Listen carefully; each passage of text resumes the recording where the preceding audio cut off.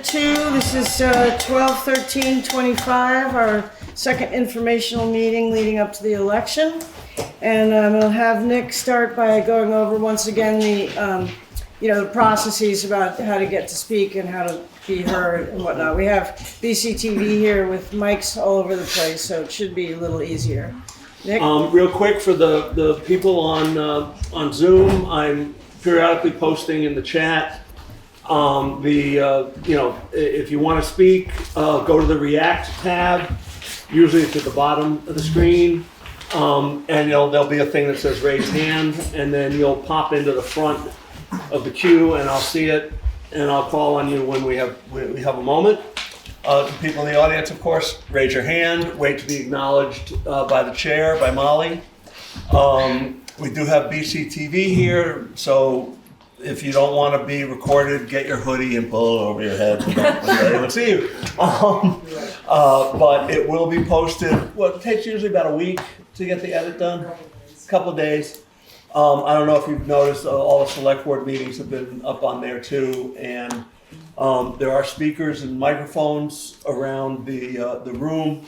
So we, for the Zoom people, it should, still speak up.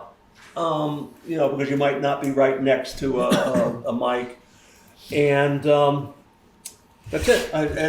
So just if you haven't signed in, you don't have to do it now, but make sure you sign in before when you leave. Thank you very much for coming. I love the turnout, and there you go. Thank you.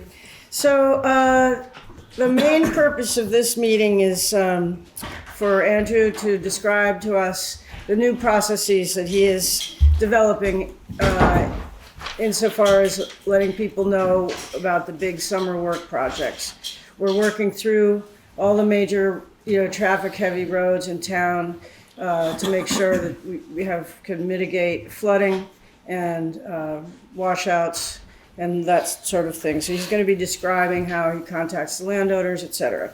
This is not the line-by-line budget meeting. That is the next meeting.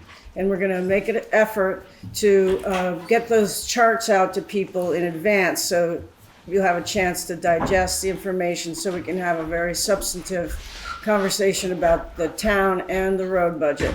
Last year, I thought it was unfair that we handed out all these complicated charts and gave you 5 minutes to absorb, a year's worth of information. So next time, we're hoping you'll come with knowledge primed and be ready to discuss things in detail with us. But today it's just talking about how we're working through some pretty major projects to make up for some neglect in the past and making sure that everybody is well aware. So that's going to be the main part. But before, I have a few things I'd like to share that we've been working on. There's some chairs right there, Carolyn. The chair over here. Thank you. All you back of the room people, there's seats up here. As I've said before, this particular select board has been working on cleaning up problem areas in the town office and the road crew, things that have been neglected or unnoticed. We've been out of compliance with the law in about 5 different places, and we have good people in position. We have a great road crew. A great Andrew is really working hard on working with the state, and we've just hired, here's a few examples, just hired a really good zoning administrator who's now working on getting the records up to date, because the former zoning administrator kept her notes in a not so electronic way, so they're hard to track. So she's getting that all up to date in terms of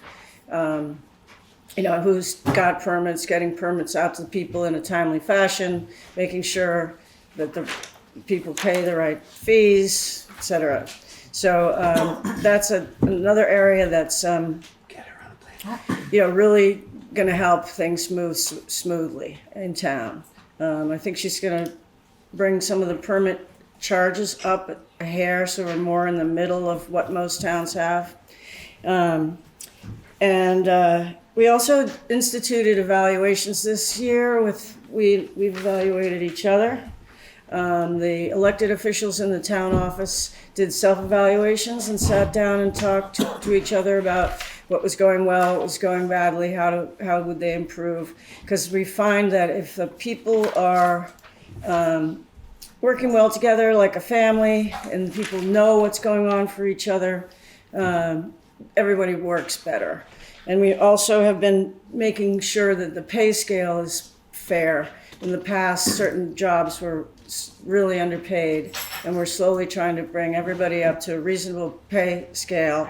And we're actually working on a pay scale that would be an automatic. Instead of people feeling like they're being abused or ignored, they would know that on January 1, 2027, they're going to get X raise. Okay, so that will make people feel more secure. The more secure people feel, the better you can work. We've also continued work on revising the road ordinances for how the roads need to be in order to be legal. Also, people put in a driveway or want to have a new road put in and want it to be a town road, have to come up to this particular standards. And on the downside, thinking about if there are any roads we could discontinue so that we lower costs for the road crew. Like some roads, like Old Hogback Road doesn't have any houses on it, and we do full maintenance up there. We have a new road sign. We had a visit from the E911 folks. Yeah, E911 folks who have asked us to have all standardized signs for all private roads and town roads, and we're going to buy the road signs for the private roads once, and then if they get stolen or destroyed, the homeowners will be expected to contact Nick and order another sign. That way 911 knows exactly where they're going. There's no little beautiful but not maybe that legible signs at the end of the road that say what the name of the road is. So we didn't have the budget for it this year, so that would be in next year's budget, buying signs. Buying signs, and they'll get, once the winter weather allows, they'll be installed. Yeah. So we are continuing to smooth out operations and update our systems. There's been a lot of inadvertent neglect and mistakes. Like I said, we were out of compliance with the law in about 5 different places. So we're coming through all that, and it's cost us a lot of money. The neglect of the roads for decades has cost the most money, but it's being well spent now, because we're going to catch up pretty soon with all the things that were neglected. They had really bad vehicle maintenance and repair, which led to very unsafe working conditions for the workers. The ditching was neglected, which led to washouts, which are very, very expensive. It's much cheaper to put a ditch in than to fix a washout. Apparently, the floods in 2023 cost us about, what, 40, did you say? Between 35 and 40,000, all told. We did get FEMA money for that, but I mean, that's, if it wasn't, if they hadn't classified it as an emergency, then the town would have been on the hook for that whole amount. So also, good ditching is not only to prevent washouts, but also to prevent the pollution of our natural brooks and ponds, which is the state's got a program trying to protect our natural waters from road salt and other, rubber, from the tires, which is extremely... PFAs, so the ditching's really, really important. In the past, there was inadequate grading and crowning of the roads, which led to excessive wear on people's cars. And there's very little brush cleaning along the sides of the road, so visibility was poor. We've had to remediate almost all aspects of the highway department, and are making really good progress. Once we get to the top of on top of the neglected aspects, and have plans and schedules for repairing equipment and replacing equipment thoughtfully with a plan, so we're looking ahead rather than being surprised by suddenly we have to come up with $300,000. So we have a new truck in the works that we have a plan.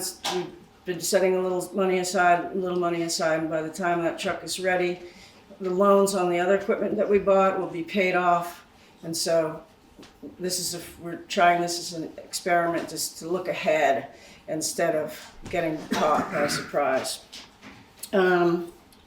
Similarly, with the town budget, systems are being developed so that all the departments will run smoothly. For example, the Treasurer's Department is working really well in developing cost-cutting techniques that will bring that budget down in time. For example, putting money, instead of letting money sit in a no-interest-bearing account by treasurers, T-bills, yeah. bond bill, or short-term CDs, and then we could use the interest that we make on those little techniques to pay down the interest on the money that we have to borrow when we don't have enough money left from the taxpayers, or until the tax money comes in. I said about the zoning.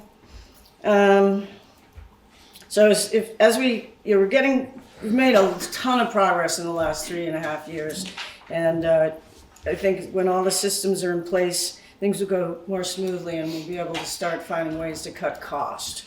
Our goal is to provide safe roads, prepare for flood emergencies, create a happy and well provided for workforce, and plan ahead for anticipated needs rather than being caught by surprise.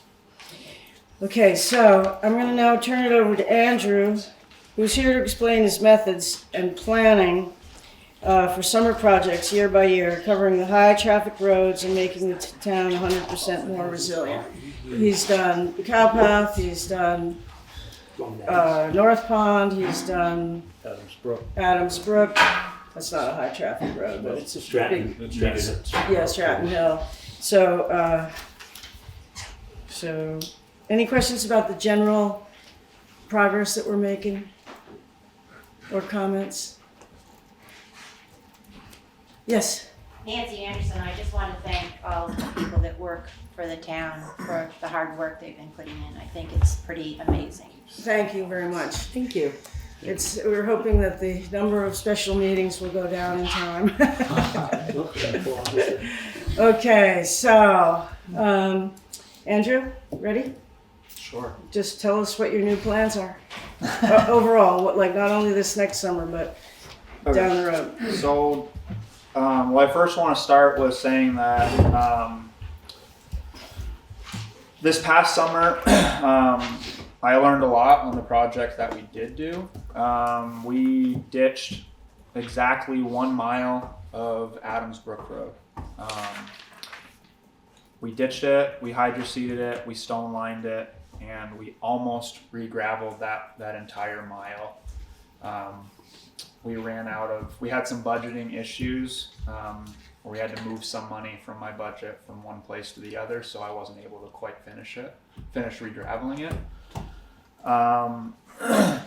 But the one thing I did learn about that is one, that my guys were capable of getting that much work done in the summer. I really wasn't sure if they were going to be able to finish what I wanted to get done last summer, and they were. But on top of the ditching, we also replaced 20 culvert crossings along that road. We ripped out every culvert in that mile and replaced it with in-kind culverts, or a few of them we did upgrade from 18 inches to 24 inches. But I learned that people need to be aware. They need to be informed of projects instead of just showing up and doing them. So I did it a little differently this year, or I tried to do it a bit differently. My plan is to ditch from Ames South Road on Ames Hill, so from South Road all the way to Cowpath 40.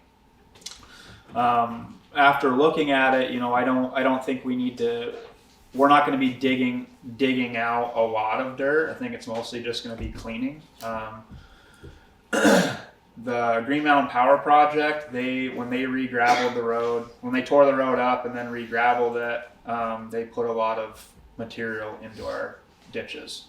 The ditches before they did that project were there, but they weren't adequate. Specifically just below Trillium Way, right at the crest of the hill, as you pitch down to Old Turnpike Road.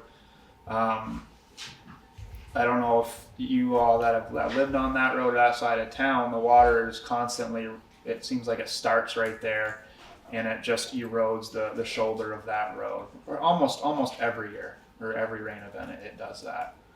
It's also a really historically muddy spot. There's a lot of heaves there. And I think ditching helps that. Perfect example. I don't necessarily know about the heaving. Although the work we did my first year back above my house on Higley Hill, the heaves are still there, but I don't feel as though they are as aggressive. And it has not been as muddy since we've addressed the drainage issue above my house. Another perfect example is Town Hill Road. Used to get really muddy, and we ditched that last fall as a late kind of like a bonus project. And I thought Town Hill Road was in really good shape this spring, really good shape. We ran out of time, so we still have to do some hydro seeding on those ditch lines. And I also have to see what the grade of that road is to see if we should put some stone in there or not. So I went off on a tangent there, but circling back to informing people, what I did with planning for the Ames Hill project is I went and knocked on doors. I went and knocked on doors for every abutting property owner that either the ditch was going to go by their property, or trees and brush were going to be cut along their property. I did not get response from knocking on doors from everyone, but I did get response from a lot of them. And I also marked the trees that I intended to cut and wanted to cut. And I also, Forrest and Nick helped me draft a letter to also send to those property owners whose property the work is going to go by. And that was sent via mail and email, correct? Yes. So that was what I did differently, and that's what I'm hoping to keep doing in the future is informing people about what's going on what's going on with the highway ahead of time, so that I don't catch somebody by surprise and then it's a bigger deal than it really needed to be. But I'm sure most of you here are here to ask about the Ames Hill project, so fire away. Just if I could add just a couple of comments. One is that the GMP, the Green Mountain Power Project, replaced 30 culverts? A lot. Yeah, I mean, absolutely free of charge to us. And that, I know it was an inconvenience this summer, but the town saved a ton of money because most of these culverts were metal and were going to be, something was going to happen to them. So I just wanted to, Andrew and I spoke about that a bunch. And then the other thing is there will be a notice put out on Monday about a couple things that Andrew wanted to make sure everyone knew about. The winter sand is available for residents in the shed. There's the salt pile and then there's the sand pile. Take the sand pile, not the salt pile. And then, although I don't know. And also Andrew wanted me to very, very much say, please do not go past where it says do not enter and access the main sand pile, down the hill there. It's dangerous. If you take a bunch of sand out, you don't know what kind of fall that's going to create in the rest of the pile. Well, it's important to note too that they're also still hauling in winter sand to us. So if a truck's backing up on the sand pile and he doesn't know anyone's down there, which people shouldn't be down there, he can dump a load right on top of you. Or if he backs up too far, he can fall over the sand pile with the truck and squash you and or your vehicle also. So please don't go down in there to get sand. If the sand for the community is out, just let me know. I try to keep an eye on it, but I don't do the best of job at times. So just let me know. Hey, we need more sand up here. Yeah, either call the garage, leave a message. Andrew's textable phone number is on the municipal directory, and it will be in the little notice I'm putting out. So I just wanted to add that. Okay, so questions from Michelle? Yes. I don't know what hydro seeding is. Can you explain that, please? It comes in a bale, the mulch does.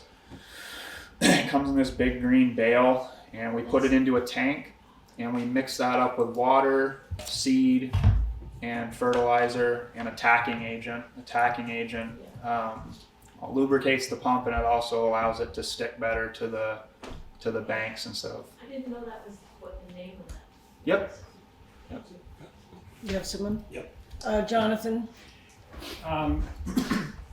If you have a pile of sand in the shed and it's not used that much, it's going to freeze. Yep. So if somebody needed some on the weekend, say, how can we make sure that there's going to be sand that we can actually shovel? Yeah, it's a great question. If you want to go down to the big pile, just do it when I'm not there. But he didn't say that. If it's frozen and no one's there, Jonathan, then you got to do what you got to do. But it is dangerous for those reasons. I agree. And also our insurance doesn't like it. It's so we live in America. I'm not going to tell you. You know what I mean? Is there a bar down there or something like? Maybe a good shovel and a bar right there might be helpful. Oh, to help them loosen it up. I took a crowbar down when I did it. Good. Yeah. Put a crowbar up Is there someone on Zoom? Yes. Who is it? Peggy. Peggy? Yes, this is Peggy. So first I want to thank you for all the good work you've done. The roads are they've ever been. And at the same time, I have to say the ditches up at the top of the auger hole across from the Clarks are so deep that when people drive so fast on the auger hole, you try and move over, those ditches are so deep, I'm going to flip over in the ditch. So I'm really concerned about those deep ditches at the top of the auger hole. I think they're way too deep for safety. Thank you. I don't know your name, sir. Well, I Does will she get a response? I want a response from Andrew on that. That's not just like a statement. That's like a, how can we fix that? Well, number one, we need to put stone in that ditch. And with all due respect, I disagree with you. The ditches need to be a minimum of 2 feet deep. I don't think it's excessive. I really wanted to draw a picture for everyone about why the ditches are deeper than they have been in the past. I don't know if that will help explain it better than what I can vocalize. So think of our ditches as a bathtub. Number one, right? It's Start drawing. Yeah. You can use your finger. Jimmy, I'm writing down a list. It's important to note, Peggy, that specific spot that you're talking about, it actually gets a lot of water coming down that hill from basically Smitty's driveway. It starts building up there, and we do have to replace that culvert by Smitty's. But it builds up there and then runs down the whole length of that hill to the big culvert at the bottom. I get that, Andrew, but the real issue is the logging trucks and suburban propane trucks, they come barreling down the middle of the road. There's no place for us to move. And if I have to slide over just the bit by that section, I'm going to go into a big ditch and I'm going to roll over. So that's my concern, is that because of the way people drive that road, there's no place for me to move. I mean, yeah, I hear what you're saying. You could pull over as far as you feel comfortable and stop. Easier said than done. Sure. I don't really know. I'm running out of answers for you because I don't have a solution to that. I don't have a problem in a dump truck. I've met log trucks on that bridge actually below Bummies, and it was tight, but we both fit through. So the only other solution I could bring up, and I don't think it's going to be a popular one, is I would gladly love to widen some of our roads in Marlboro, but I don't think people want that either. So I think there's got to be some kind of compromise. But anyways, I just wanted to show you about the bathtub. Yeah. So this is your ditch, right? This is one ditch. Here's the water. I'm a great artist. We get it.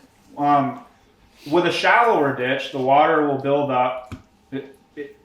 It's our water table. It is essentially what our ditches are.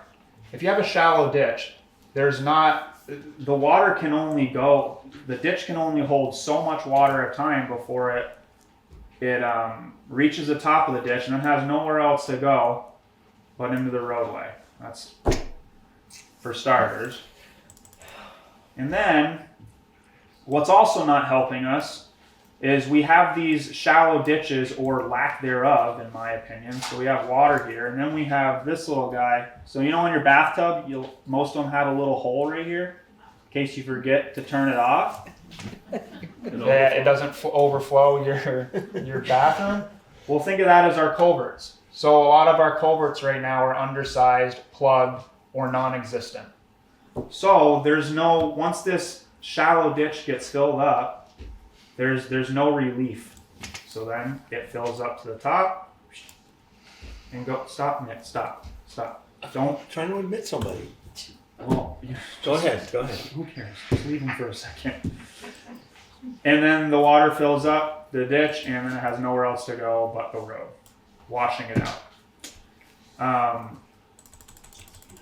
The other thing with the ditches being your bathtub or your water table is that if you have a shallow ditch and there's nowhere for the water to go, in the springtime, it's contributing a lot with our mud. A lot. If this ditch right here is shallow or non-existent, the water in the spring has nowhere to go but seep into the road. It comes up from the ground and it seeps into the road also. So the perfect example for that is Town Hill. If you don't believe me, you can speak to some people that live on that road. So what I am trying to do is I'm also trying to make the ditches deeper and not over the top. I'm not doing anything any differently than any other town around us is doing as far as ditch depth. It's exactly how I dug the ditches for Travis when I was working for him in Dover on the excavators. I've talked to Marshall over in Wilmington, and I've talked to Halifax. They're all digging the same ditches, and we're using a 1-to-2 ratio, which is 1 vertical feet to 2 horizontal feet, as best we can. That's in an ideal situation. Adams Brook Road, the banks were so high that I couldn't get that. I'd have to go 30 feet out of the town's right away to achieve that type of slope ratio. But I'm attempting to make the ditches deeper so that they can hold more water. And I'm also trying to upgrade culverts.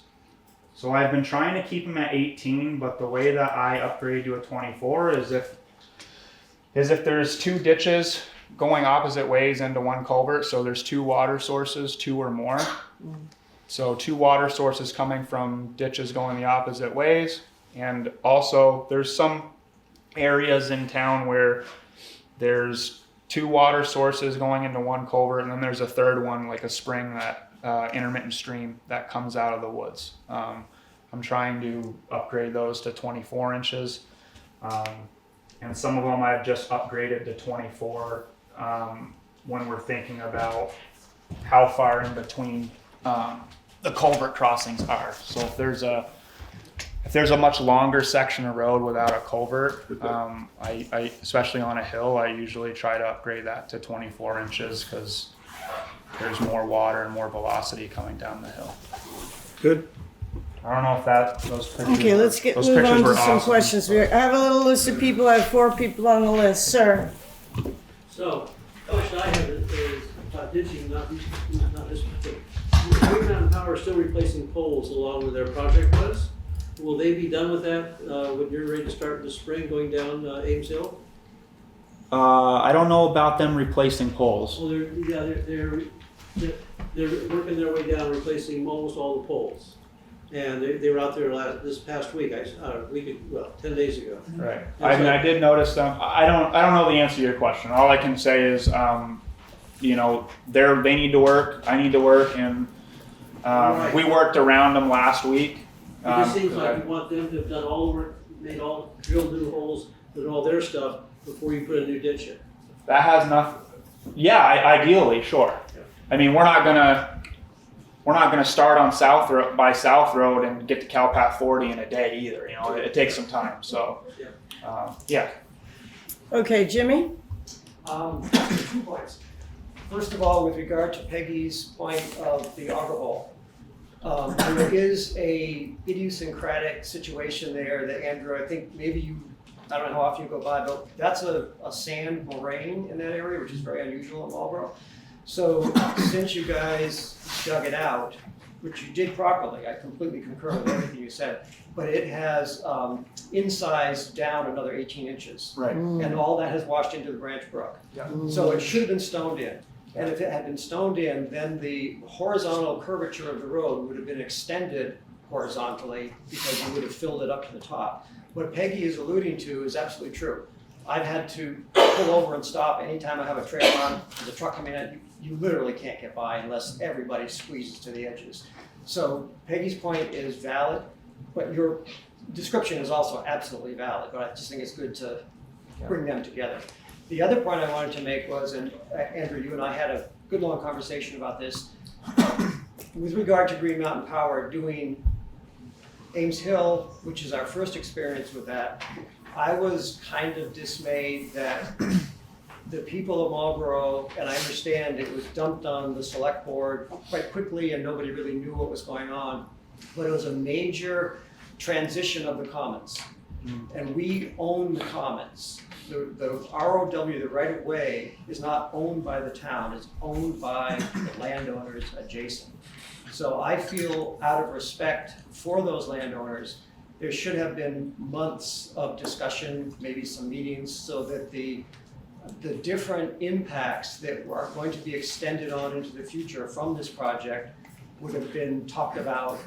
And some of the failures of Green Mountain Power to do a good job, and I won't go into the weeds, but and as you know, there was a number of them, should be addressed by the Select Board with careful analysis. Green Mountain Power is a monstrous corporation. They didn't do us any favor by putting in new culverts. We benefited from it, but they had to do that. And they should have done a lot more than they did. So I would strongly urge the Select Board to push for the next project, which will happen at some point, to really bring Green Mountain Power to the table and agree on all assessed issues so that they have to do a high-grade work job. And they did more in Brattleboro and Ames Hill by far because Brattleboro made them do it. And they inspected every day and they asked for a lot more. We too could have that and should have that. Thank you. We had a meeting with them and Andrew drew up his expectations and checked, and when they did not live up to those expectations, Andrew made them go back and fix it, like replace a culvert twice because they didn't get the angle right and they didn't have their, the header? Is that what you call the end of the? Well, the biggest mistake that I made that was 100% my fault is that I didn't think I needed to babysit them every day. And that was a giant mistake on my part, and I won't ever do that again. So yeah, I was not checking on the project every single day. So all the culvert headers were garbage, absolutely garbage, and I pissed and moaned about it a lot.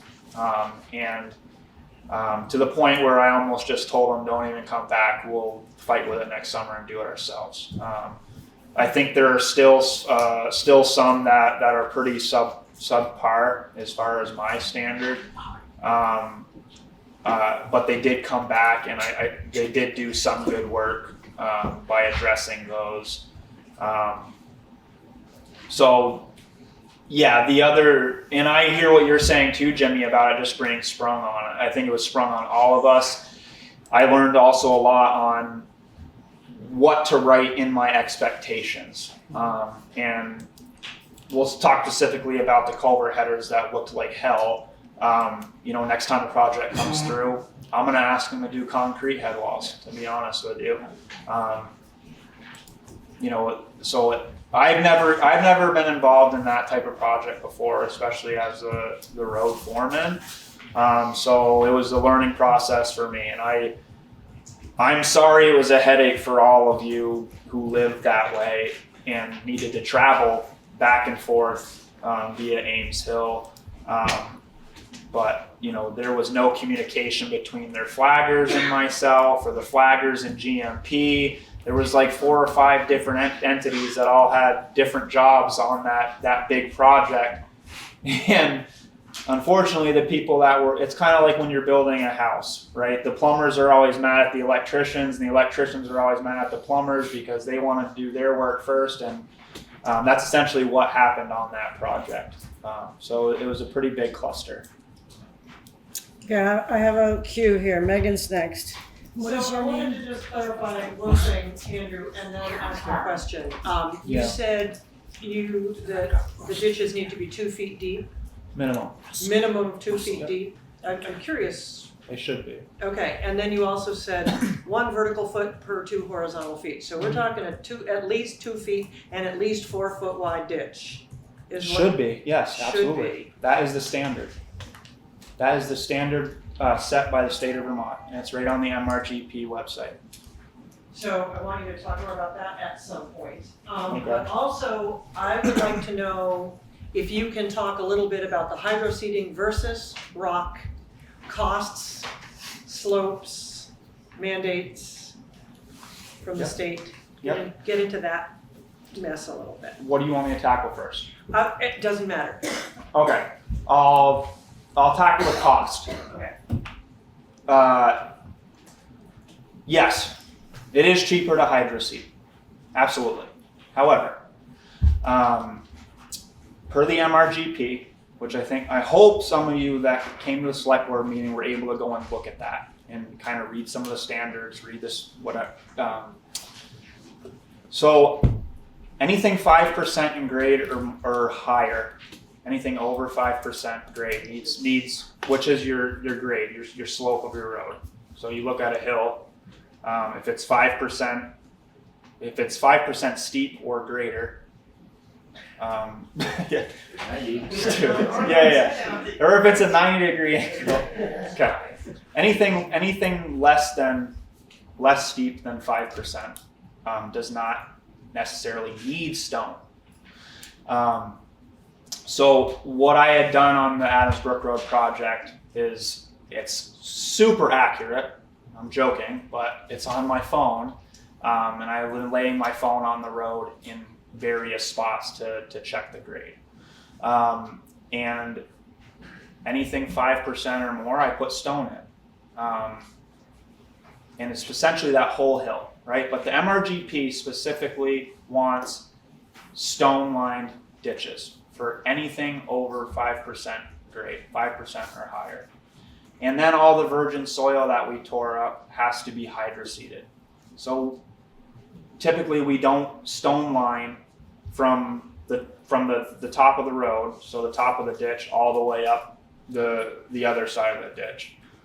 We leave it down a little bit so that we can hydroseed the rest of the ditch, so that grass gets growing and it's better for erosion. There's also spots on Adams Brook Road that I just hydroseeded because it didn't make sense. There was no reason for stone to be in those ditches. I just hydroseeded it. So as far as it being more cost effective to hydroseed, yes, it is. And I can't just hydroseed every ditch in town because it's cheaper. Number one, I can't because of the MRGP on certain segments of roads. There are definitely places that we have ditched that are not a part of the MRGP, and we are not getting state funding for it, right? That do have stone in it because they have historically washed out, and I think the stone helps that. Hydro seeding is also super difficult. If our hydro seeder didn't break down at the end of this summer, I would have been able to do more hydro seeding. It was super dry. So the grass grew a lot quicker. Unfortunately, it died. Hopefully, I don't have to go and overseed it next year. But hydro seeding is difficult because I have to play the weather. Although we use a tacking agent and it's supposed to stick to the banks of the ditches, if I hydro seed 100 feet of ditch one day, and then it rains that night or the next day, well, then I got to go back and do it because nothing stayed where it was supposed to stay. So that's, in my opinion, the biggest difficulty with hydro seeding is I have to be a road foreman and a weatherman all at the same time, and I'm a terrible weatherman.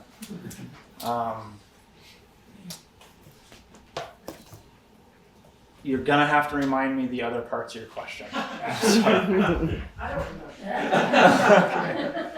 I guess something about the state mandates, Yeah. 2 feet and 4 state feet. funding coming to us, Yes. and certain sections of road, but not other sections. Yes. So for those of you that came to the select board meeting middle of November, for those of you that didn't, if you want to write this down, you go to Google and you type in MRGP and MRGP reporter.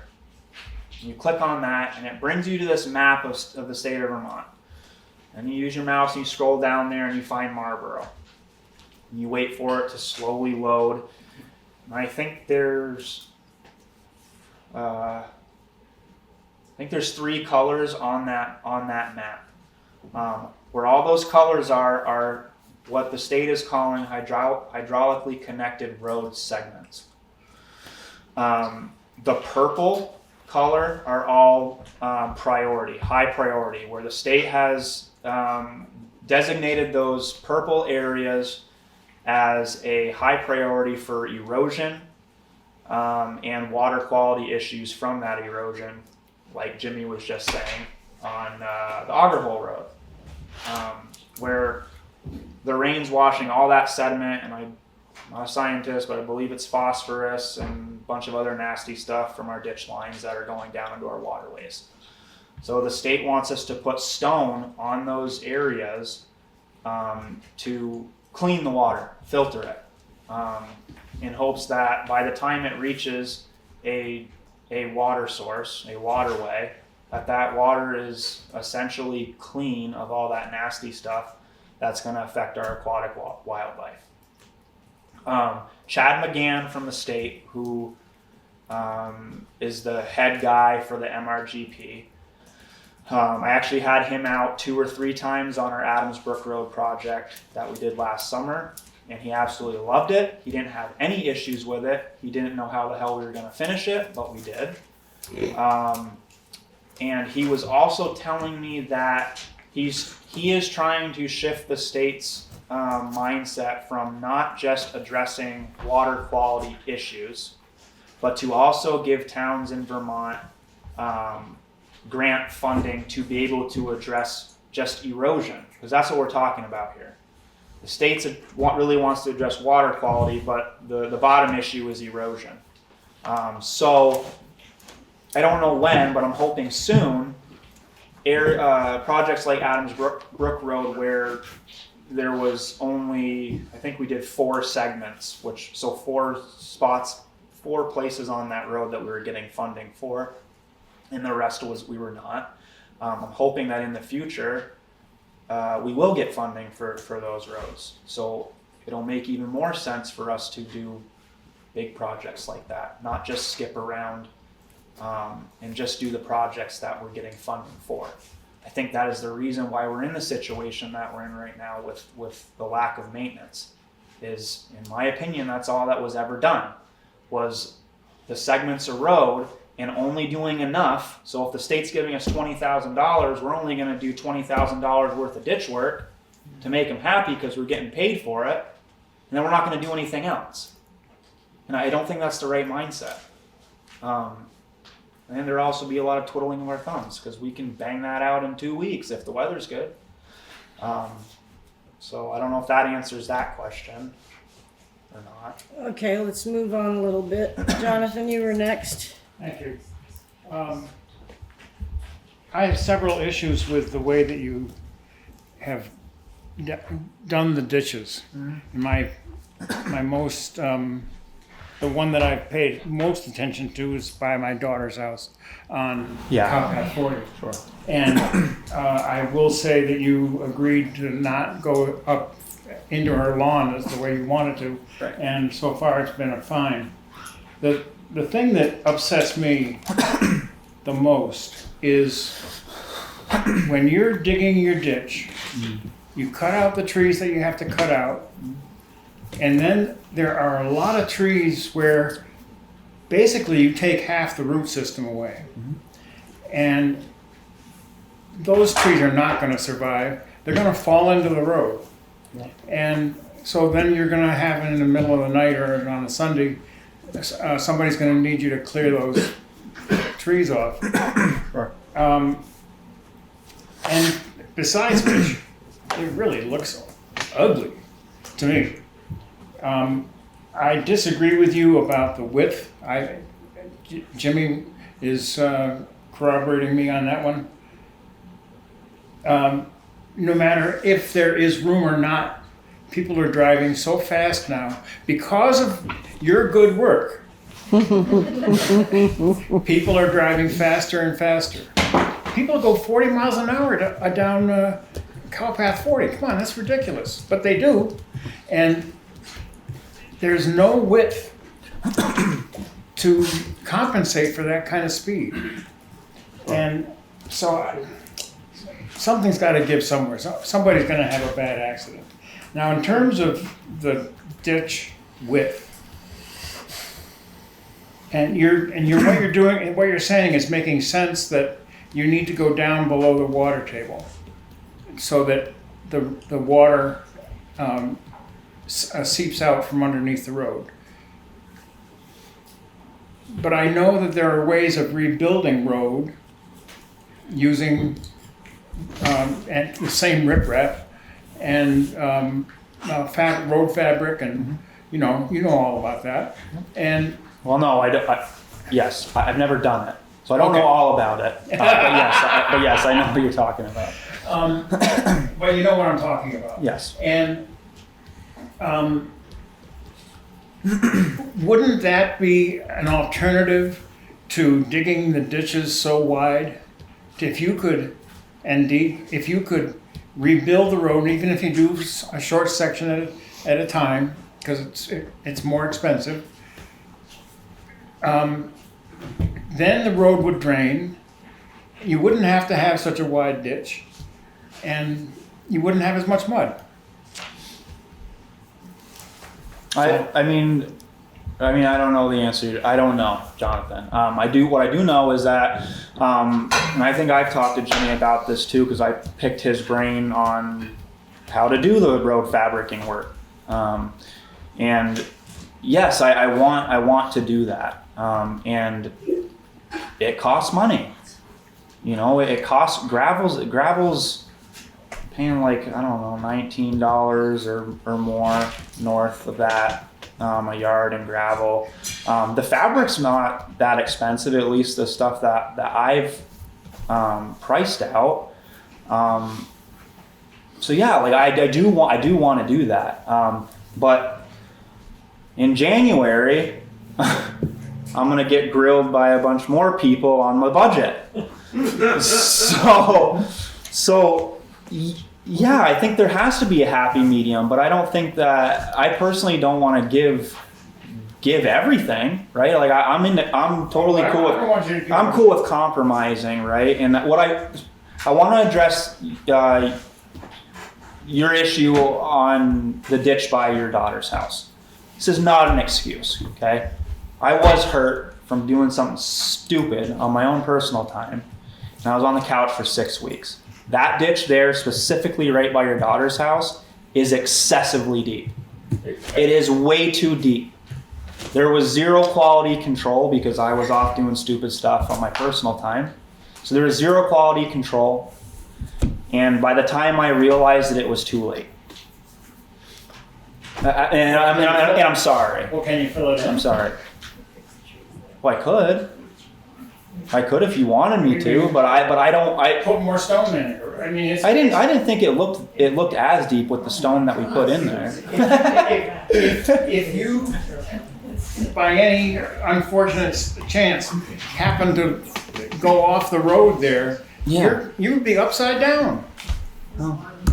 As far as the trees go, and I know what you're saying. I know what everyone's saying about it. It does look like hell. Let me cut more trees.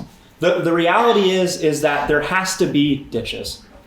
If people want the ditches 6 inches deep, I'm not going to fight. I'm not going to fight for the rest of my time here to do that. But there has to be a ditch. And there's nothing that drives me more insane than a ditch line going like this, and then having to go like this every 10 feet because there's a tree in the way. It shouldn't be that way. But like I said, I'll compromise. I will not make the ditches as deep if you all will let me cut more trees. Okay, let's move on. I don't, you know. We have a person on Zoom who would like to speak up. Russell? Yeah, Russell H. he doesn't want to speak. He put in a comment and said on our whole road. Obviously there's a price involved, but what about any kind of maybe potentially guardrails, something to keep someone from actually going into the ditch, and they'll hit the guardrail instead. I mean, that's Sure, what I he can said. price them out, but no one's going to like that price tag either. Okay, that's just a comment. Okay, And then next one is Catherine. Forrest, you want to go on the list? Catherine Howard. Huh? Catherine? Are you Catherine Rhodes? Oh, sorry, Rhodes. Yes, Catherine Rhodes. I'm sorry. Hi, Catherine Rhodes, Ames Hill. First of all, this is proving to be very educational. I think that Andrew has worked really hard at learning the ins and outs of everything, and is, giving us some pretty detailed explanations to what needs to be done or why it needs to be done. So yeah, I'm learning a lot here. But I also had a question. The ditching that's going to happen on Ames Hill, you made the comment that it's going to go from South Road to Cowpath 40. Is the plan to eventually then go beyond that and do from Cowpath 40 to the town line of Ames Hill? It depends how the rest of this meeting goes. if I get chased out of here or not. Yeah, I mean the plan is to address all the drainage issues in the town as a whole. It's just really a matter of time, Catherine. Yeah, and I just wanted to say that, yeah, I agree that Green Mountain Power, that project filled in a lot of the ditches. And so that's why I asked that question, is because I don't feel like we have any ditches over here anymore. Thank you. Thank you, Catherine. Arn? Exactly what Catherine said. Ditches have disappeared. Can we go after Green Mountain Power for money to at least get them back To what they and get a portion of the funds? Why not? Since they messed up so badly. Gone. We'll explore that. Yeah, you're writing that down, right? Yeah. Okay. Gail. Gail, Jimmy, and then Forrest. Yeah, I did thank you, Andrew, for bringing up that website for the MRPG, and I think for those who haven't looked at it, maybe because we're the headwaters of so many watersheds, we have a lot of roads in town that have places that are identified by the state as places where they want to do this MRPG reconstruction of ditches. So it would behoove everyone to take a look at that and see what will be coming your way over the next several years. The ditches I know that just the other day, someone went off into the ditch on Town Hill Road when it was slippery. I came along that road last Wednesday when it was snowing, and because of the way the road is crowned, which I understand you need to crown the roads, but it's leading you right over into that ditch, which looks a lot more than 2 feet deep when it's snowy out. But I do appreciate, after we came to the select board meeting, your response to our request of not limiting the cutting of trees as much as possible and trying to keep those ditches from getting wider into the town right of way, keeping them close to the road. And that's something that Brattleboro has tried to do, to keep the roads, the ditches closer to the roadway, not expanding them out into the far from the road, keeping the trees, keeping that sense of rural road, which helps to keep down the traffic speed.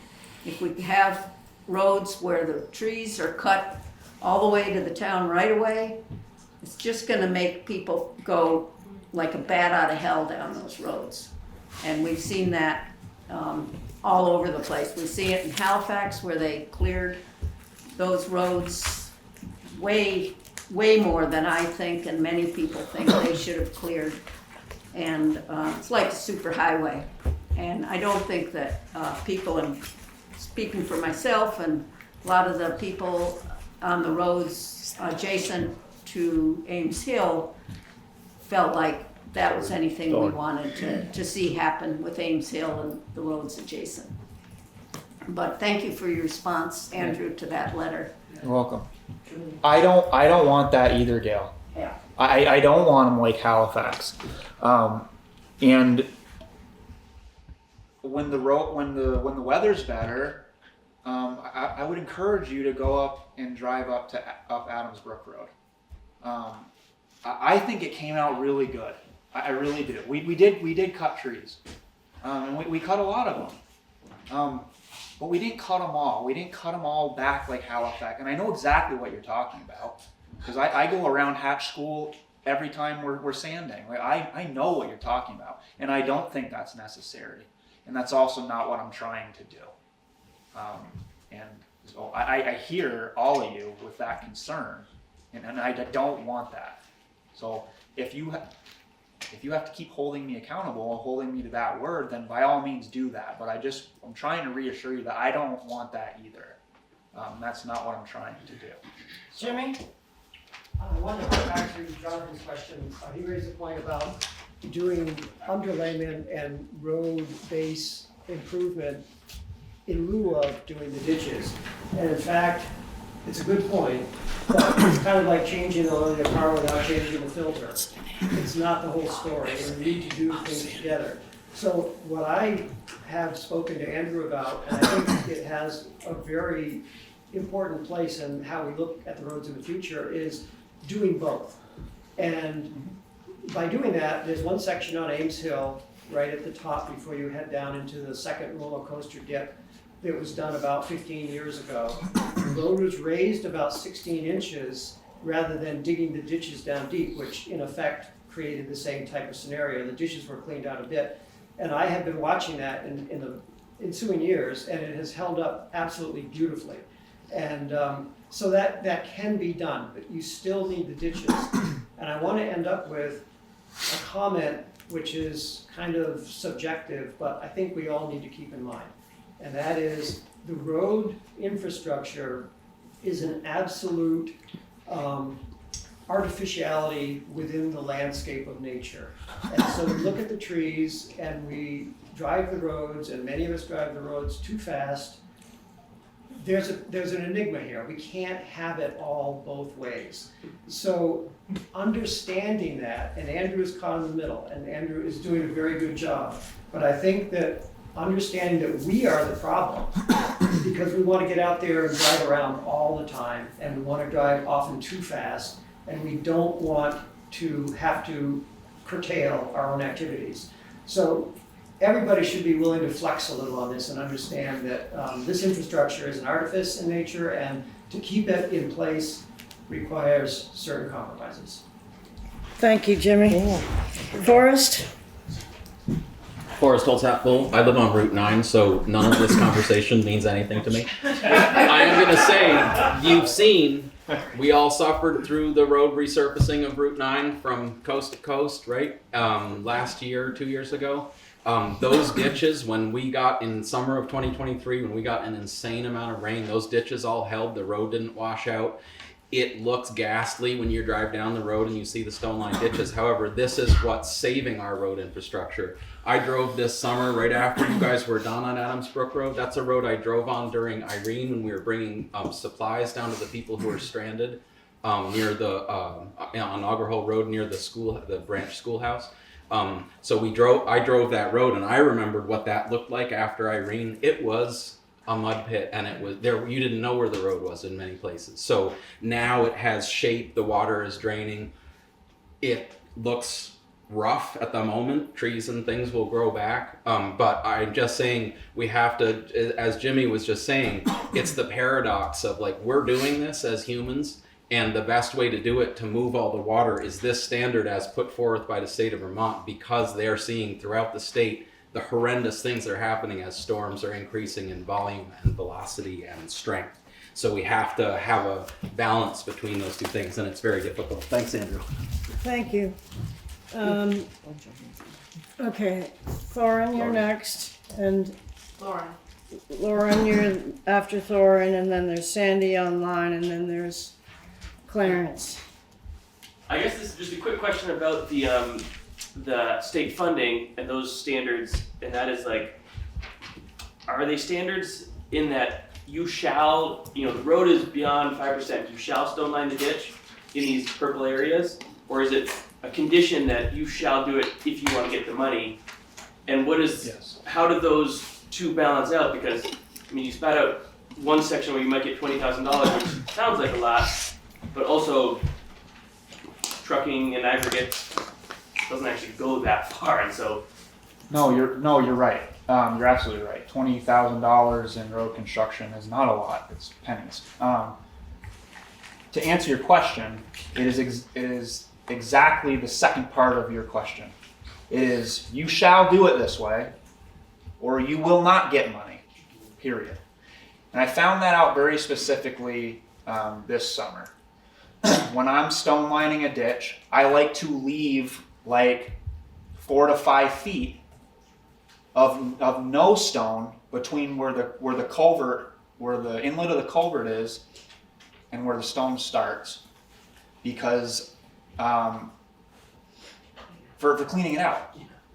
Okay? And I did that. And I made the mistake of taking pictures of that. So I won't do that again. But when I sent those pictures in, the state of Vermont was like, well, you need to put stone up to the culvert or you're not getting the money. And I tried explaining to them why I did that.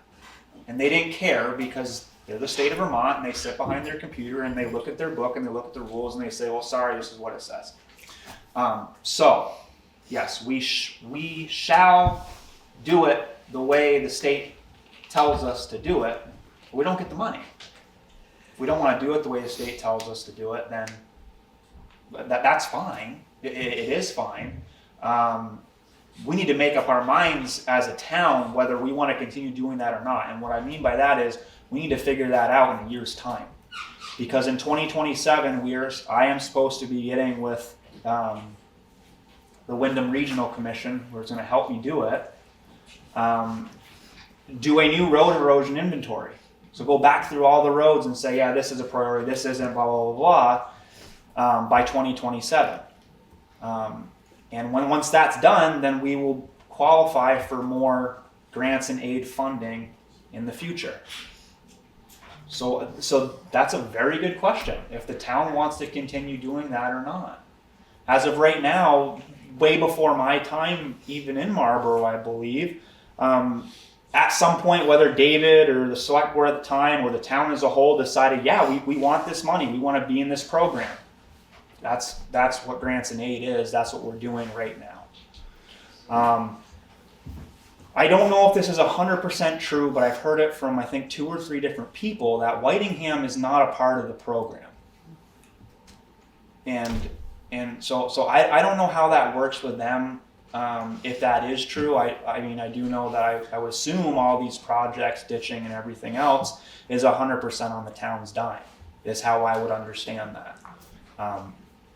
But if people are interested in finding that out, I'll gladly actually call somebody over there and ask them if you want to know how it's working for them, if that is the case. Lauren? Hi, Lauren Foster, Wells Hollow Road. So my question has to do with winter maintenance on South Road. Yeah. So I've been on Moss Hollow about 35 plus years. South Road is kind of my connection to civilization. And it seems to me in years past, in the wintertime when we used to get real snow, you'd have a snowpack, which was not unlike a dirt road, right? And if you know how to drive on a dirt road with snow, you can drive on South Road pretty safely. And then a number of years back, I don't know how long ago, it seemed like there'd be like a trail of salt. It'd get plowed, but it didn't necessarily get plowed all the way down to the pavement. You'd have a trail of salt, and you'd end up with slush. And that is the most dangerous driving there is. You're just all over the place on it, no matter how slow you go. So that's one question I wanted to ask you about why that change and does it make sense? And the other has to do with snow. I guess they might be called snow fences. Like, did we years ago used to have something at South Road where it met 9 and the wind would blow? And it also does it over by the Whitneys on their field. And that's snow. So you plow it and then 20 minutes later it's covered in snow because of the wind. Wouldn't that be a less expensive way of maybe slowing that snow from blowing onto South Road? Sure. I know exactly what you mean by a snow fence. That must have been before my time in Marlboro. It's been a while since I've been there. But I mean, I'd be interested in trying that and working with, I think that's Sally White's property, and working with her to see if she'd be cool with us putting something like that up for the winter time. But I'll have to get back to you once I do my research. As far as the slush goes and the salt, so for the most part, I am trying to salt both lanes now instead of just down the middle. Because I want it to burn off faster. As far as the slush goes, I know it's a pain in the butt. So what we try to do, and I know it's slippery and unsafe. So what we try to do is, when I tell the guy who does the salting, I'm like, hey, go salt the blacktop, scrape it off and salt it. If it can typically what I do is I have them salt it and then we leave it. Especially if we're going around more than once, multiple times, we'll plow it off every other time we come around. The slush actually helps with the melting of the rest of the snow on the road, and it actually it allows us to use less salt. So I don't like sacrificing safety for cost, I guess, if I'm using the right words here. And that's something I guess I'm willing to change if as a town we don't want that. But I also feel like you said also, you know how to drive. You know how to drive in the winter.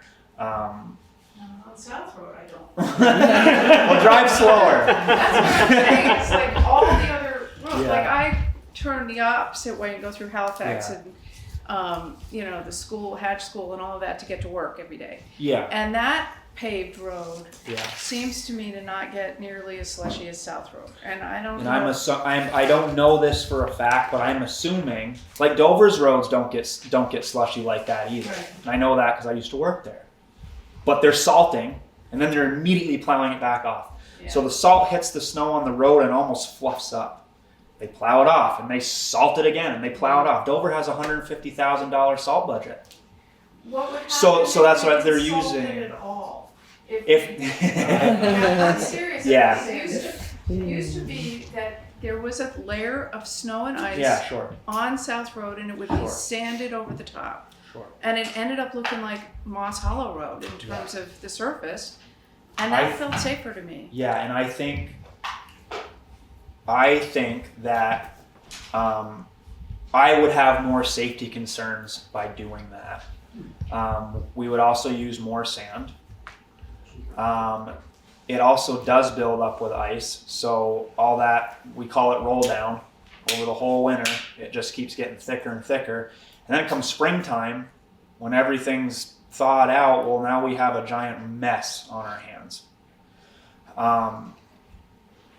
So I wouldn't really be in favor of that, to be honest with you. It's only a question. Yeah, no, I'm not the expert. I just All right, observer. let's move on. Sandy on Zoom. Sandy, do you want me just to read your question, or do you want to go ahead and speak? Okay, I'll just read the question then. Sandy said, whatever happened to plow poles along town roads, especially along the new ditches? I've seen fiberglass poles in some places which are costly and basically toxic and don't last long. After one snowstorm, some of these poles along the new ditch on Larrabee Road are broken. Years ago, when there were just 3 road crew members, we always had plow poles. Now with 5 members, why can't we go back to plow poles? If not everywhere, at least, hold on, I lost my place. At least along the new ditches. Thank you. Yeah, so I use the fiberglass ones for ease. If we want to pay 2 or 3 of our guys at north of $20 an hour to go out and cut plow poles, which is what I used to do with David and Jesse Hamilton, go cut a bunch of plow poles and then run around and put them in and then cut a bunch more the next day. That's fine. I think it's a waste of time. The reason for the plow poles that we have in now, which are fiberglass, and yes, some of them do break. We actually picked up the ones on Town Hill Road this spring. Some of them were broken, some of them weren't. We even reused some that were broken. But they're more specifically for the people that drive the road every day.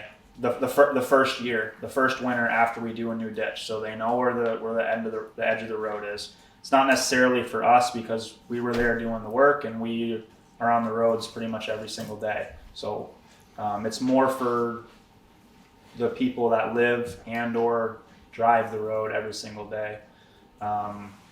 And I did that differently last winter because I didn't even think to do that. And the first snowstorm on Town Hill, after we ditched that, there were people going in the ditch left and right. And so Molly called me and said, hey, you got to do something. And I marked it. So I'll just add, Rebecca, the treasurer who's on Zoom, also did respond to that, saying, Andrew and I work on his budget meticulously, and he has been trying very hard to cut what he does. We do need the ditching because it costs a lot more to repair washouts. And my hope is that we are preparing for a future Irene. Okay. Clarence? Clarence Ross from Town Hill. First off, thank you, Andrew. You and I have talked many a time about the roads and safety issues. Speak up, please. Sorry.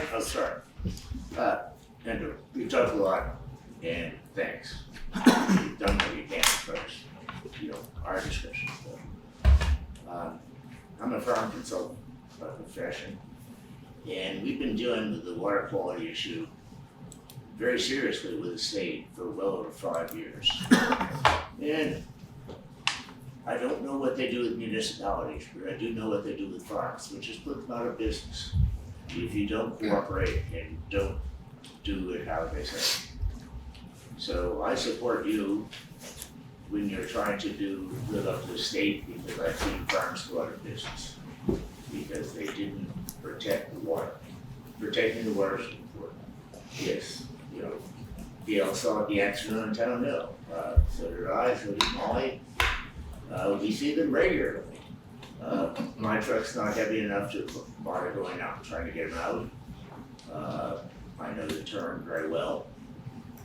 And one of the things people have to do is, no, you don't go faster. Drivers do not go faster because there's less trees or the road is wider. They go faster because they don't know how to drive. Fair. Simply that. I mean, they think their Subaru will get them through 90% of the problems that we used to have. But when you hit something icy, you're gonna go off on that corner in Town Hill, and it's always been steeped, by the way, in every instance I've looked at.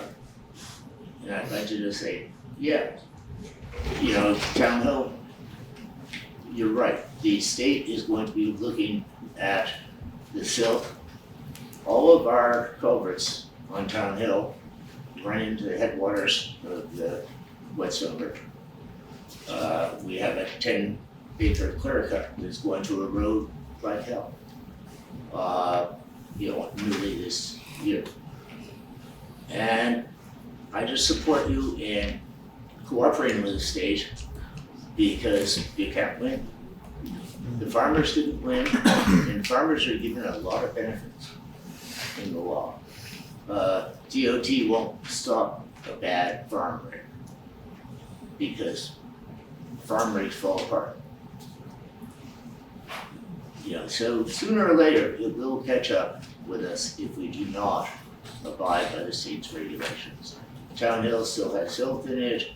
We've got something that's going to contribute to erosion incredibly, and it goes right into Whetstone. So I'd like to thank you. From my point of view, which is also involved, mine is more a safety-oriented issue. And I do not see that, you know, there's anything we can do to slow people up besides teach them and they are unlearnable. Cars have gotten too good, frankly, folks. You know, two-wheel drive is a lot safer. People stay home. And we have seen a lot of cars go up. Anyway, thank you very much. I appreciate your work. Just a little note on that car that went off Town Road, Town Hill Road. It wasn't where there was a deep ditch. It was like they slid off, and there's about this much depth on the ditch because it's before the big ditches started. And it was humorous because someone got her out and then she went back in. You know, so it was sort of, I was feeling bad. It's starting to get the neighbor, you know, to go and try to do something that, you know, it wasn't the road's fault. But I did see another spectacular divot further up the road where I didn't see the car go in, but I wouldn't have wanted to go in there. Okay, Carol Ann? Oh, I'm just wondering about the roads. I'm wondering if it's our weather is just so different. It's just like it used to stay cold, and we're getting all these days where we'll have cold and then it goes up to 50 and then it's up, and I think that might be contributing to that slush stuff. That's just a thought. I don't know. Yeah, it's just a thought perhaps, but. Hollis? So we're hearing a lot about how we're playing catch up here in Marlboro for so many years, in recent years. And since Andrew came on, there's been a lot of new work that's been proposed and funded by taxpayers. And it's a lot of money. It's costly work. And we're talking today about how we need to do this work in order to prevent future disasters that would be even more costly. So I guess I'm wondering, people are talking about how much their taxes are going up, and so I'm wondering if there's some thought to a projection of when we'll be caught up enough that maybe the taxes for the highway department, for the cost of the highway department work would start going down because we've caught up. Is it 1 year? Is it 3 years? Is it 5 years? I think it'd be in advance of our January conversation about the highway department's expenses. I'm wondering if there's some thought or some ideas on what we can expect as residents. Understanding and appreciating the road work that's being done, but also understanding how costly it is, and that we're, unlike maybe some other towns, or maybe towns are in the same boat, the state's not paying for this, they're mandating it, they're not necessarily paying for the full cost of it, and so I'm just curious what it means for Yeah, a lot of the additional expense had to do with replacing equipment for Well, the safe. that is part of my question. Yeah, so the loans for all of those are gonna be finished in 2027. Fall of 2027. And then in the meantime, we're setting aside a capital fund so that when the new truck is ready, we'll have the money ready, so we won't have to be hitting the town all at once with $300,000. And I think Andrew has gotten through a lot of the high traffic roads and with ditching. And so I can't speak for him, but I think we're getting pretty close to the remediation of the roads being better. I think all the roads are better. And, maybe we'll, let's say in 3 years, the costs will go down. I wouldn't give. No. I wouldn't give anybody any ideas. I think we're looking at level funding this year if we can continue to do our incredible, like what can we cut, what can we cut, how do we move this around so we're not adding more money. But as you may know, and as Andrew mentioned, the cost of materials is just outrageous. Every week when I go in and go through all the invoices, it just makes my knees turn to water. How much it costs for gravel and sand and salt and chloride and all this stuff. It's like crazy. It's not like we're using more of anything. It's just insane. So maybe with if our federal government can control inflation, that'll help us too. So we will definitely take that into consideration and maybe try to do some long-term projections with Andrew. Can I just add, I did a little, just played with some of the numbers and, the increase between 2020 and 2025 was almost 260%. Right, So because and I understand why. the I'm just saying- neglect, the absolute systematic neglect. I understand that, I guess, but each year it's been 40% more, 60% more, and I guess I'm just hoping for a day when maybe it can level out or This year. can go down. But This budget year. Yeah, you'll be surprised, I think, at the next meeting. Yeah, so I missed, I want to get the cue going. Raise your hand if you put your hand up. Okay, so Thorne, Gail, Nick, I saw Jimmy. Staley. Staley was first. Yeah, Staley, you were on my list. Staley. You're next. You go next. Explain a couple of things. Number one, you mentioned a 2-to-1 ratio. 1 to 2, but yes. 1 to 2. I never could get that. Okay. 1 to 2 ratio. Is that from the bottom of the ditch to grade, to existing grade, away from the road?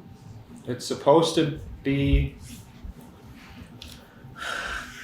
It's minimum of 2 feet from the bottom of the ditch to the road, the top, like the shoulder, I believe, is how it's worded. Grade, I'm sorry? until you hit an existing grade?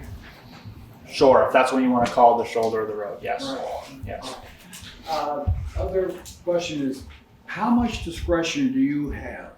In other words, you said a 2-foot ditch. A 2-foot ditch is probably not necessary everywhere. In other words, when you get to a top of a hill, you're just starting. The tributary area is much different at the top of the hill as opposed to down towards where you have a larger tributary area. So do you have the discretion to make that ditch less and maybe get it a little deeper as it collects more water? Yeah, that's that. We do try to do that, and I think the guys do that pretty well.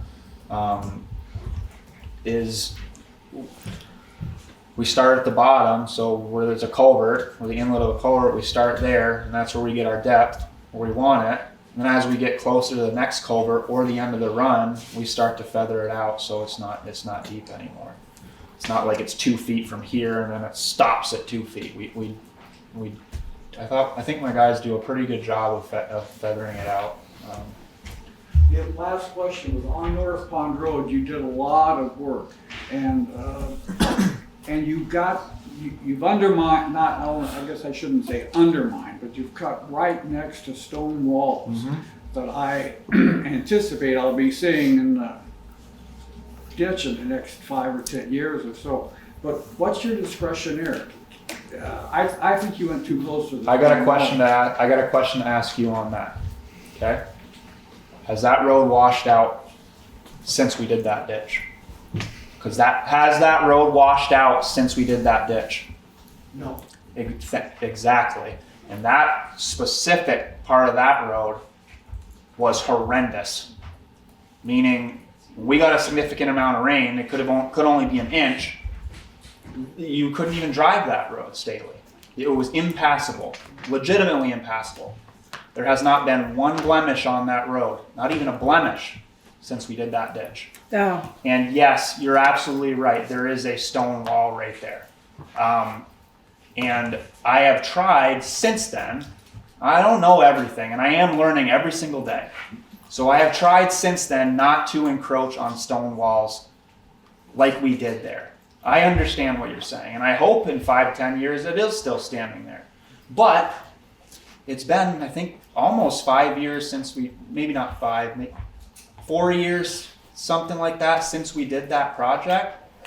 I don't see it leaning yet. Okay. What's the correlation between the number of, or the, I guess, the maintenance of culverts and then the digging of ditches? Because you had real problems with, what, 3 culverts along that stretch? I am trying to replace every single culvert in town. Most of them are metal culverts. They're rotten, they're plugged, even the plastic ones that have been put in previous me, they're plugged to the point where I can't flush them out. And I don't have a culvert flusher like the town of Brattleboro was. That thing is awesome, by the way. We need one, but they're like they're so there's Olive, can we get a culvert flusher? So there's only so much I can do with a fire truck and plug culverts. But as a whole, the majority of the culverts in town are metal, and they need to come out anyways.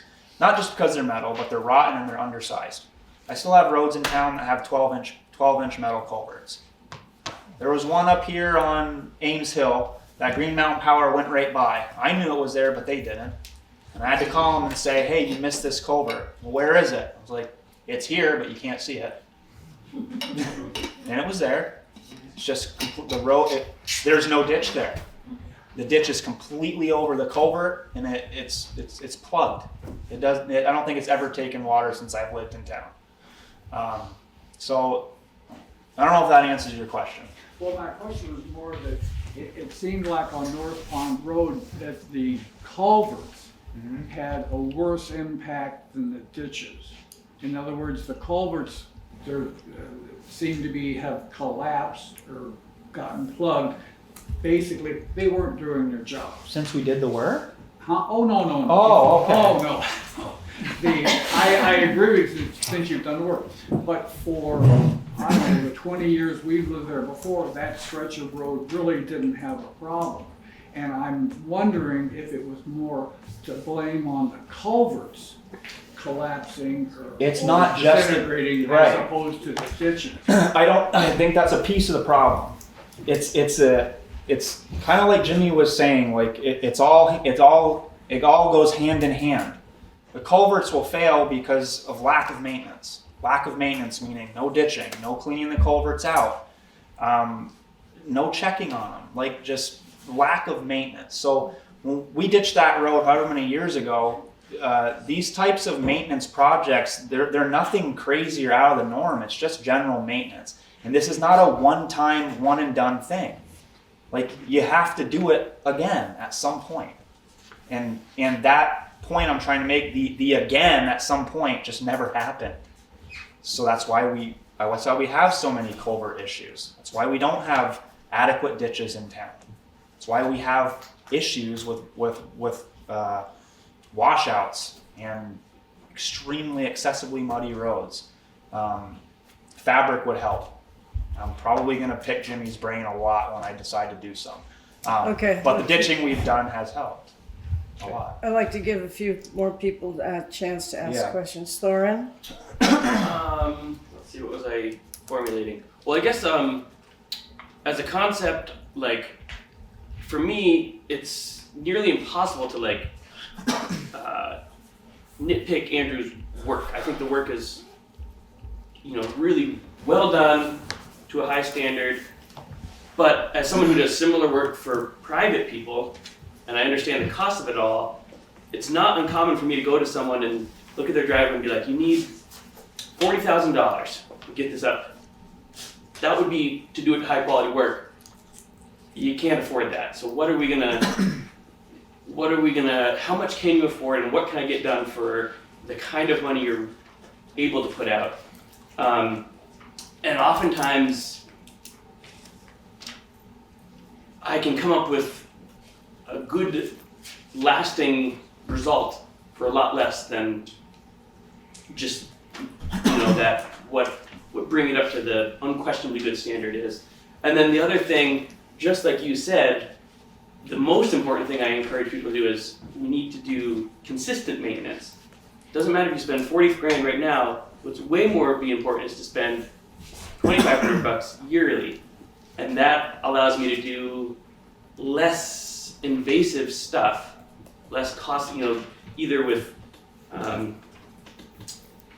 like stoning ditches. I almost never stone private driveway ditches because it's expensive, but I encourage people to be like, let's check on this ditch yearly.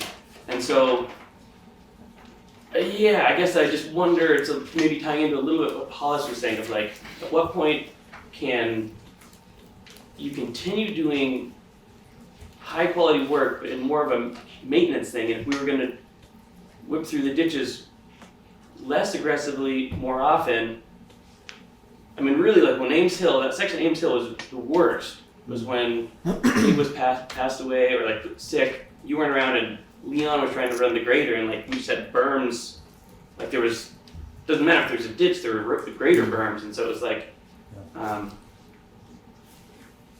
anyways, I'm just throwing that out there. Like, I think we are either at or very close to that point that you're talking about.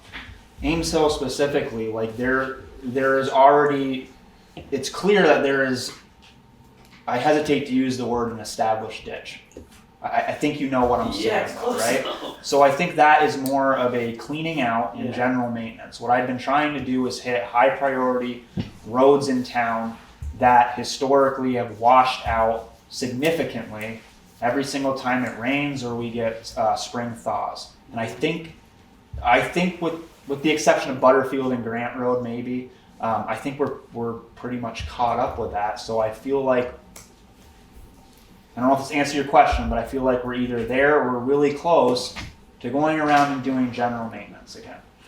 I don't know if that answers your question or not. Yeah. Just, the concept, I suppose, Yeah.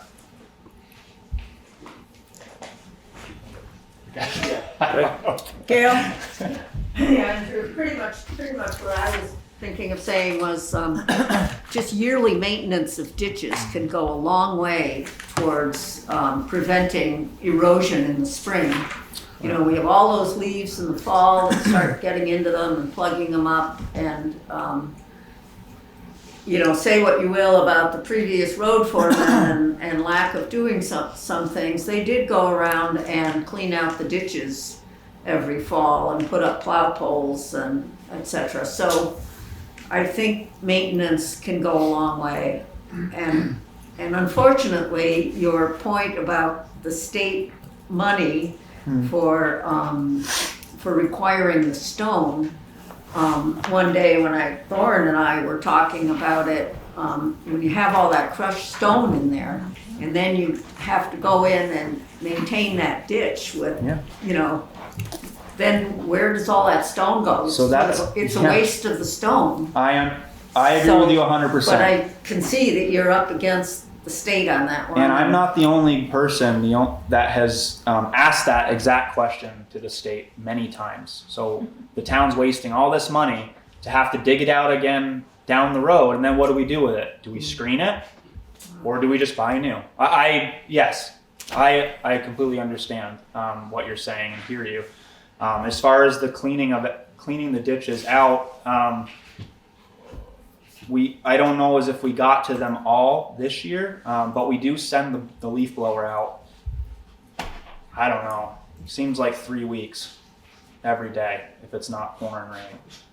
So that thing does go out and blow leaves, but we also have other things that we're doing. We're wrapping up our summer projects, and we're trying to get ready for winter. We're trying to do services on equipment, yada yada yada. Yeah, there's only so much we can do. If we had 10 guys, everybody could have their own job. Okay, we have 2 people on the queue. Nick, you have someone on? Yeah, just quick comment. Then after that, it's Jimmy. Yeah, quick comment from Russell again. I live on South Road, and the salt has been killing our trees up by the road. Please use less salt and sand when you can. Thank you. And then Linda, you had a comment? Can you hear me okay? Yes, we can. All right, so I don't have a question, but I do have 3 shout outs. The first one, please everybody acknowledge Brian from Brattleboro Cable TV. He's had a very long day. Board this morning. Thank you, Brian, for your work. We appreciate it. The second shout out is for the Select Board. I am so impressed by the professionalism and the way that you are managing all this and tackling so many things. Thank you so much on behalf of myself, my husband, and many members of the community for the work you're doing. Thank you very much. And finally, and mostly, I know, Andrew, you've been getting a lot of crap today. I'm sorry. Did I say that out loud? But thank you so much. You and your road crew are doing an amazing job, and we so appreciate the work you do. So thank you to Andrew and the road crew. We appreciate everything you do, and God bless you. And that was my comment. Jimmy. I had a experientially derived answer for Hollis with regard to the lowering of taxes over time. Precise semantic word would be never. I do expect things to flatten out over time once the threshold that Andrew has been describing is to some degree reached. But I think this is a great time to point out the actual costs that carry on, such as health insurance ever going up. Every time we have gone from 2.5 to 3 men to 5 men. Yes. That's what, $110,000 a year per person that stays on. So in the future, as we go on, once we have achieved a higher level of excellence for the basic infrastructure, shrinking back a little bit would be a way to cut automatically $110,000 out of the budget. What that also means is that taking on new responsibilities, such as taking on new town roads, we had a discussion late during the summer with regard to the possibility of taking over a segment of road, which in and of itself was not a big deal, but it is the make or break point as to now do we need a 6th man possibly. Buying equipment that can be purchased through hire for short periods of time when it's absolutely needed instead of having it there. And I'll use the example of the town of Dover, as I understand, anecdotally, who just bought a tractor trailer unit with a sleeper on it and a massive dump body so they can haul their gravel cheaper. We're not a business, we're a town. People have to pay their taxes. So keeping an eye on the long-term analysis of our gain and our cost, when it might be very seductive to do things that sound or feel good, is one way we can keep taxes down. I expect you to come to a select board meeting and discuss those details with us. We really do enjoy your input. So, anybody else? I think we've had a good time learning about the roads and trying to answer questions, and just as to where we are in this process. The next meeting is January 17th, and that's when we're going to try to make sure that everybody has those lovely forms and packets in their hands days before that meeting so that people can come in informed. Last year it seemed so unfair to hand out all these charts and expect people to absorb this all at once. So that's one thing. They will hopefully be on the website, but I will also make sure to have hard copies at the office on that kind of front table right around where I sit, so that if you're computer inefficient, you'll be able to pick up a hard copy for yourself. And then after that, there's the statutory no, wait. When do we show the finished warning? I'll give you a rundown. Is the town warning will be published sometime between January 22nd and February 1st. That's the statutory window. The plan is to have the budget, have Rebecca have the budget completed for the select board's initial review on by January 8th, which is that meeting. We will then have those documents prepared for the town. We will have the meeting on the 17th. Then we'll have 5 days to make any revisions to the budget, which the board will approve on the 22nd at their regular select board meeting. And then also that will be when the town warning is approved. And then Forrest and I will do our thing, and he will start the ballots, and I will publish the town warning and put all the notices in the proper places. And then on the 28th of February, we're booked in here for what I refer to as the statutory informational meeting by state statute on the 28th, which is actually the last day we can do it, but I wanted to give us everyone enough time to digest everything. And at that meeting, it's set in stone. Oh, it's set in stone. It's more information. In other words, well, what does this article mean? It's not like, oh, well, can we change this budget item? You can't change it at that point because it's already, the ballots have already gone out and everything like that. So the next meeting's going to be That's the biggie. challenging. The 17th is the biggie. Are those both at 2 o'clock as well? Yes. They will be the budget meeting is actually scheduled from 2 to 5, just because figuring a little bit extra time. Hopefully we'll take a break. And then the statutory meeting is also 2 to 5. It seems, and I will say if there's any comments from the Zoom people, I think having Brian and BCTV here has improved these meetings dramatically. Because if you can't make it up here, listen, even if there's this monster snowstorm, Brian and I will get up here, and I'll be sitting here with him, and everyone else will be on Zoom. But I mean, that's open meeting law. At least one person has to be in a physical location. But I think I agree that Brian is great, BCTV is great. And within a week, you can go back and review it. So if you happen to be out of town and you missed the meeting, you can go back and look and get a much more, not worrying about what did they say, so. Megan, comment? I just wanted to say real quickly, Andrew, I hope you don't feel like you got a lot of crap today. I feel like we were seeking information, we were throwing out ideas, it was a conversation, so I hope you don't feel actually like you got a lot of crap. I don't, and I recognize this could have went a lot worse. I might feel differently in January, I don't know. All right, so unless anybody else has anything to add, I'd like to draw this up. I have just a couple of questions. I'm wondering, for the budget meeting, that's going to be largely about the roads? Both town and road. Okay. I'm wondering if it's, maybe it'll all just show in the various sheets and stuff about what do we get from the state? We've heard a bunch about what they're asking out of us or requiring of us. It might be interesting, and maybe that'll all just show. What is it that we do actually? It is interesting. It is actually in, I think Rebecca does it as an income. Okay. But like last year, I think we got like $15,000 in grants and aid.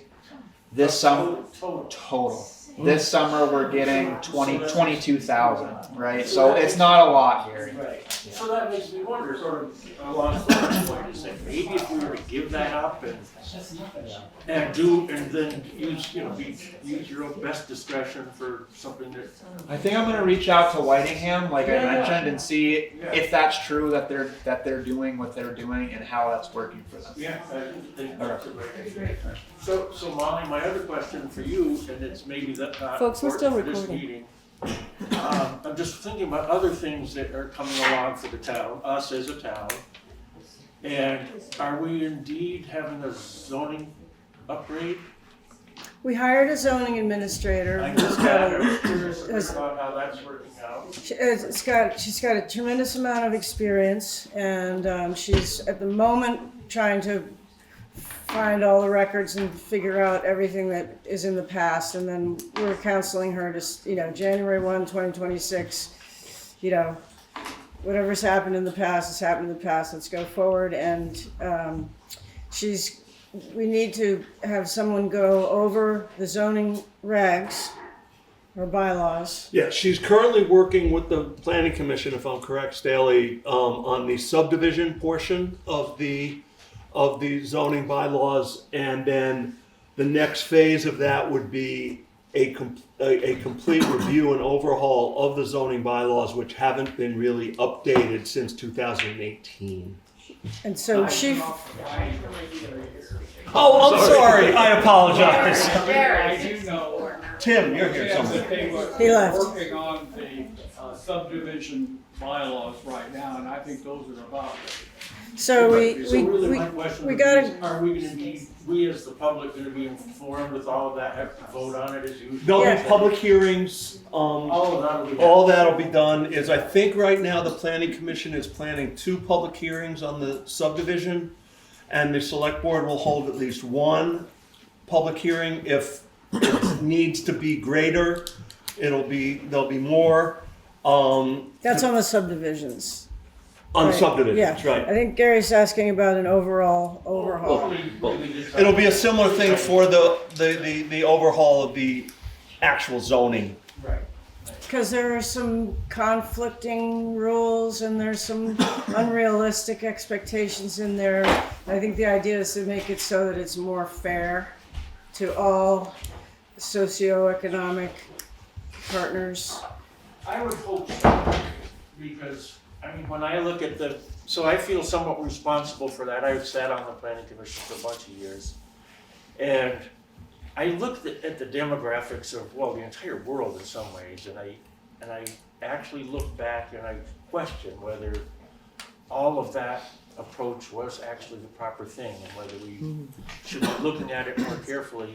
Yeah, I think that's what's going to happen. Okay. I think this person, we don't know her really that well yet. Yeah. We're not sure which way she's going to jump, but she certainly knows her business.